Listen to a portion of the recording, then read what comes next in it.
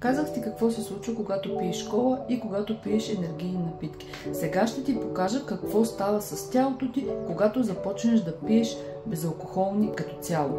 За целта съм взела газирана вода, спрайт, чешмяна вода ще сложа и съответно кангена вода. С помощта на този pH тестер ще измерим каква е киселеността на всички напитки. Започвам с газираната вода и сами виждате как се отцветява веднага в жълто-оранжев цвят, който ще рече, че е киселинна. Спрайта се отцветява в още по-наситено оранжево, което ще рече, че е още по-вредно за тялото ни. Съответно чешмяната вода е с 7 pH, което ще рече, че е неутрална, и канген водата е 9 pH, което означава, че е алкална.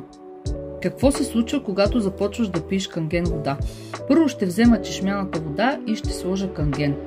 Сам виждаш, че се алкализира много бързо водата.